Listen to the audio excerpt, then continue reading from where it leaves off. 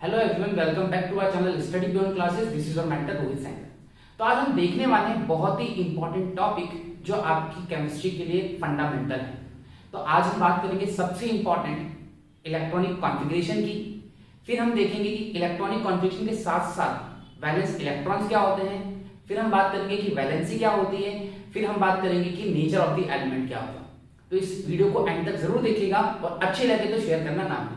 देखिए, सबसे पहले हम बात करते हैं इलेक्ट्रॉनिक कॉन्फ़िगरेशन। आप सबको पता है कि 9th क्लास में हमने पढ़ा था रुदरफोर्ड का एक्सपेरिमेंट। अब रुदरफोर्ड गोल्डफोर्ड एक्सपेरिमेंट में जो सबसे बड़ा ड्रॉबैक था वो ये था कि रुदरफोर्ड ने ये नहीं बताया कि इलेक्ट्रॉनिक कॉन्फ़िगरेशन क्या होगा और इलेक्ट्रॉन्स का अरेंजमेंट क्या होगा। तब इस चीज को इंप्रूव करने आते हैं हमारे नील बोर साहब।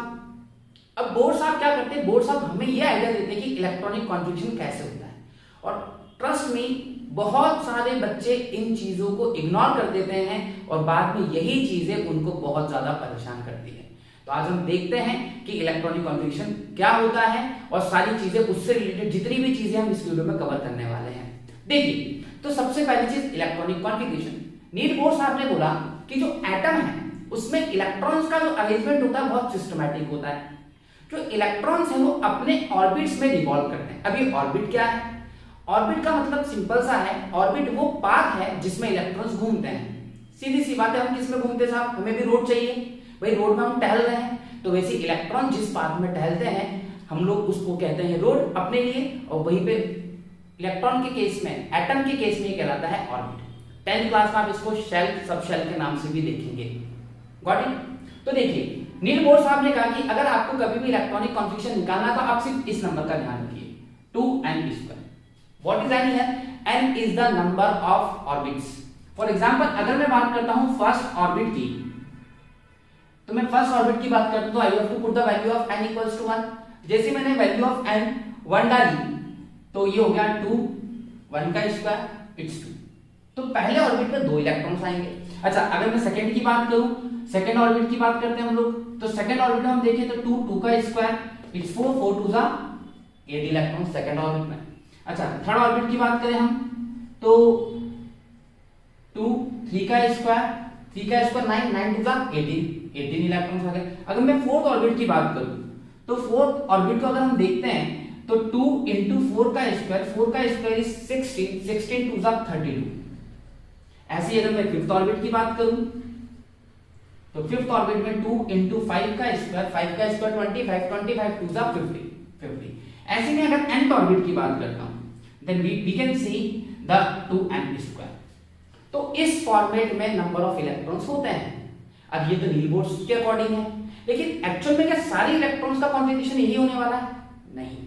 कभी कभी क्या होता है कि सारे इलेक्ट्रॉन्स के बाद इतने नंबर है ही नहीं।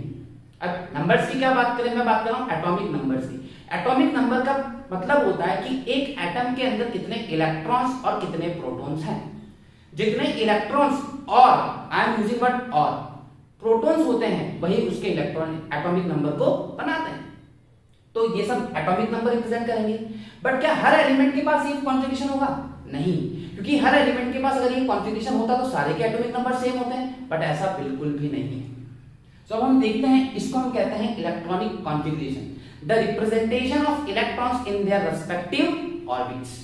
भाई हर ऑर्बिट में कितने कितने इलेक्ट्रॉन्स जा रहे हैं, कितने इलेक्ट्रॉन्स हैं, उसको हम कहते हैं इलेक्ट्रॉनिक कॉन्फ़िगरेशन। अब हम मूव करते हैं टुवर्ड्स, देखिए अब मैं आपको एक्सप्लेन करता हूं सारी चीजें जो बहुत ज्यादा इंपॉर्टेंट है। तो अभी हमने देखा कि नील बोर का फंडा जिसके बेसिस पे उन्होंने इलेक्ट्रॉन्स को अपने रेस्पेक्टिव ऑर्बिट्स पे रखा। अब हम बात करने वाले हैं सबसे इंपॉर्टेंट यहाँ पे इलेक्ट्रॉनिक कॉन्फ़िगरेशन को कैसे करना है। देखिए, क्योंकि सारा फंडा लेके आएगा तो वो इलेक्ट्रॉनिक कॉन्फ़िगरेशन लेके आएगा।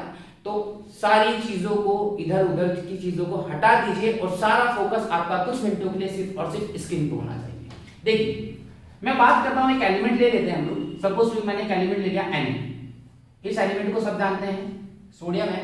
इसका एटॉमिक नंबर 11 है। अच्छा, एटॉमिक नंबर 11 का मतलब समझ गए ना आप?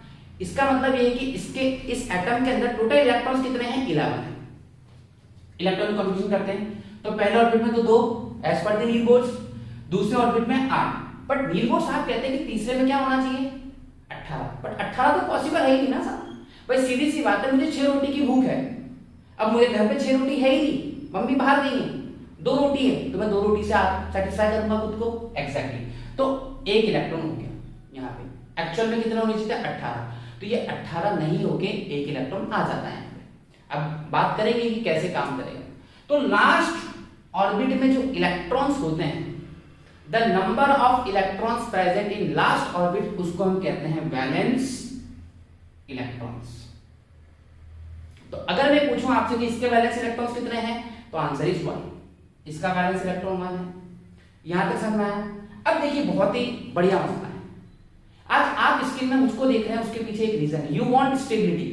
भाई हम सीधी सी बात करें, वैलेंस इलेक्ट्रॉन्स पढ़ क्यों रहे हैं? कुछ तो नीड होगी भाई। एटम को भी स्टेबिलिटी चाहिए, और जस्ट फॉर दी स्टेबिलिटी ये क्या करता है? It undergoes in the formation of compound. ये कंपाउंड के फॉर्मेशन में जाएगा।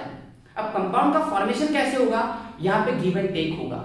आज आप अपना टाइम दे रहे हैं, मेरी वीडियो देख रहे हैं, आज मैं आपको अपना टाइम दे रहा हूं, तो आपके लिए मैं काम कर पा रहा हूं। तो हम दोनों एक दूसरे की नीड को फुलफिल कर रहे हैं, और हम दोनों स्टेबल होना चाहते हैं।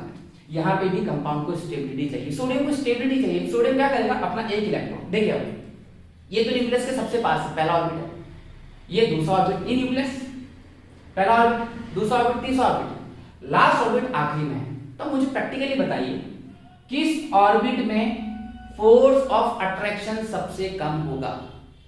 ऑब्वियस सी बात है कि लास्ट वाले ऑर्बिट में। तो सारा तामझाम करने वाले जो भी होगा वो लास्ट ऑर्बिट ही होगा, जिसको हम कहते हैं वैलेंस इलेक्ट्रॉन। तो total number of electrons present in the last orbit is called valence electron. तो आई होप वैलेंस इलेक्ट्रॉन आपको समझ में आया होगा। फॉर एग्जांपल मैं एक और ले लेता हूं यहाँ पे Cn, ठीक है, 7, तो 2 8 7। तो इसके वैलेंस इलेक्ट्रॉन्स कितने हो गए? इसके वैलेंस इलेक्ट्रॉन्स हो गए 7, क्योंकि लास्ट ऑर्बिट में कितने इलेक्ट्रॉन्स हैं? 7। तो इसके वैलेंस इलेक्ट्रॉन्स हो गए 7। आई होप आपको ये बात समझ में आई होगी। अच्छा, अब पैरेलल इसके वैलेंस इलेक्ट्रॉन मुझे कमेंट सेक्शन में बताइए कि इसके वैलेंस इलेक्ट्रॉन्स कितने हैं। हम पैरेलल इन तीनों को लेंगे और पूरे टॉपिक को समझेंगे। अब देखिए, तो वैलेंस इलेक्ट्रॉन समझ में आ गई, बट नील बोर्स ने क्या? नील बोर्स ने कहा था भाई थर्ड ऑर्बिट में मुझको चाहिए 18। तो सर 18 तो बहुत दूर की बात है भाई, 6 रोटी नहीं है खाने को मेरे पास, तो मैं क्या करूंगा? मैं 2 रोटी की तरफ भागूंगा। तो 18 नहीं है उसके पास, तो 8 की तरफ भागेगा। हो सकता है आपकी क्लास में टीचर ने बताया होगा कि 2 8 8 का कॉन्फ़िगरेशन होता है, बट इसके पीछे का लॉजिक ये है कि क्योंकि वो 18 पूरे नहीं कर पा रहा है, that's why it is moving towards 8। अच्छा, 2 की तरफ नहीं भागेगा, क्योंकि 2 को फुलफिल करने के लिए हमारे पास सिर्फ 2 एटम है, एक तो हीलियम, एक हाइड्रोजन है। क्योंकि ये 2 इकलौते ऐसे यूनिक एलिमेंट्स हैं हमारे पीरियोडिक टेबल में जो सिर्फ और सिर्फ बाइलेट स्टेट को कंप्लीट करते हैं, बाकी all elements will follow the octet rule. वो 8 इलेक्ट्रॉन्स चाहेंगे उनको, लास्ट ऑर्बिट के 8 इलेक्ट्रॉन्स बचे, या लास्ट ऑर्बिट उनका कंप्लीट हो जाए। 2 में से एक चीज हो, या तो 8 कर देंगे या तो कंप्लीट कर देंगे, क्योंकि 8 का मतलब यहाँ पे कंप्लीट ही है। देखिए, अब देखिए इसको लास्ट ऑर्बिट में या तो 8 कर दे, क्योंकि भाई 2 8 1 तो है ही ना, या तो ये 8 कर ले या तो 0 कर दे, तो इसको स्टेबिलिटी मिल जाएगी। Got it? अब सोचिए, इसके लिए देना आसान है या लेना? बताइए आप, इसको एक देना आसान है, एक साथ लेना? तो ऑब्वियस सी बात है, एक देना आसान है। तो कोई भी एटम जितने नंबर इलेक्ट्रॉन्स डोनेट कर रहा है या गेन कर रहा है, उसको हम कहते हैं वैलेंसी। क्या कहते हैं? वैलेंसी। तो इसकी वैलेंसी कितनी होगी? इसकी वैलेंसी होगी 1, क्योंकि 1 इलेक्ट्रॉन दे देगा टू गेट द स्टेबिलिटी। अब भी देगा तो दुनिया को बताएगा कि नहीं बताएगा कि मैंने दिया है? आज हम इंसान की बात करें, छोटी सी चीज भी करता तो गिना देता है कि मैंने ये किया वो किया। तो भाई एटम भी तो बोलेगा ना कि मैंने दिया है। तो एटम क्या करेगा? जब ये देगा तो ये दुनिया को बताएगा कि मैंने तुझे दिया है, मतलब मैं तुझसे ऊपर था, और ऊपर था मतलब मेरे ऊपर चार्ज कौन सा था? पॉजिटिव। तो उस पर चार्ज कौन सा आ जाएगा? पॉजिटिव। और एक चीज को ध्यान रखिएगा, चूंकि इसने डोनेट किया है तो उस पर चार्ज आया पॉजिटिव। अब खुद सोचिए, भाई इलेक्ट्रॉन लेगा तो चार्ज क्या आएगा? नेगेटिव। और जो पॉजिटिव होता है वो हमेशा मेटल होता है। इस बात को दिमाग में सेट कर लीजिए, जो पॉजिटिव होता है that is always a metal. तो आई होप आपको वैलेंस इलेक्ट्रॉन समझ में आया, आई होप आपको वैलेंसी समझ में आई, आपको ये समझना है कि देने वाला क्या बनाएगा? पॉजिटिव, और जो पॉजिटिव होता है वो क्या होता है? मेटल होता है। चलिए अब इसको देखते हैं, ठीक। अब यहाँ पे इलेक्ट्रॉनिक कॉन्फिगरेशन का जो 2 8 7, भाई देखो इसको 18 चाहिए, 18 not possible for this chlorine. तो व्हाट इट विल डू, ये क्या करेगा, 7 देना आसान है, 1 लेना, इसके लिए 1 लेना आसान, तो इसकी वैलेंसी कितनी होगी 1। पर चूंकि इसने लिया है तो इस पर चार्ज कौन सा आएगा, जस्ट उल्टा, नेगेटिव। पॉजिटिव वाला दे रहा है तो मेटल है, नेगेटिव वाला ले रहा है तो क्या होगा, non metal. Got my point? Comment section में आपको पोटेशियम का बताना है K = 90। अब आपके मन में आ रहा होगी एक बात कि सर अगर लास्ट ऑर्बिट कंप्लीट हो तो भाई हमने मेटल कह दिया, नॉन मेटल कह दिया, तो आइए उसको भी देख लेते हैं। अगर लास्ट ऑर्बिट कंप्लीट होता है तो क्या होगा, ठीक, जैसे मान लीजिए मैं एक एलिमेंट लेता हूं which is known as argon. अब आप खुद सोचिए, ये दुनिया मतलब से चलती है, बहुत सीधी सी बात है। अब यहाँ पे मतलब क्या है, यहाँ पे जो एलिमेंट्स मिल रहे हैं ना, ये भी मतलब से मिल रहे हैं, क्योंकि इनको स्टेबिलिटी चाहिए। आप भी पढ़ने आ रहे हैं मतलब से आ रहे हैं, मैं भी पढ़ाने आ रहा हूँ मतलब से आ रहे हैं। हम सबकी एक नीड है जिसको फुलफिल करने के लिए हम इकट्ठे होते हैं, हम कंबाइन होते हैं और हम चीजों को पूरा करते हैं। बस फर्क ये है कि सबका नजरिया अलग अलग होता है। तो सबसे इंपॉर्टेंट चीज, मान लीजिए एक एलिमेंट है आर्गन जिसका एटॉमिक नंबर है 18। तो देखिए 2 8 10 हो गए, कितने बचे 8, 2 8 10 18। अब मुझे ये बताइए, मैं पूछूं वैलेंस इलेक्ट्रॉन्स कितने हैं इसके, तो सर वैलेंस इलेक्ट्रॉन्स तो इसके 8 हो गए, क्योंकि लास्ट ऑर्बिट में 8 इलेक्ट्रॉन्स है। अब मुझे ये बताइए लास्ट ऑर्बिट मतलब तीसरा ऑर्बिट 18 होना चाहिए, लेकिन 18 नहीं हो पा रहा, कोई बात नहीं, 8 तो हो गए, ऑर्बिट कंप्लीट है। क्या इसको लेने और देने की जरूरत है, नहीं, ये ना तो इलेक्ट्रॉन लेगा ना तो इलेक्ट्रॉन देगा, तो इसकी वैलेंसी क्या हो जाएगी 0। जब वैलेंसी 0 है तो चार्ज भी क्या हो जाएगा, न्यूट्रल।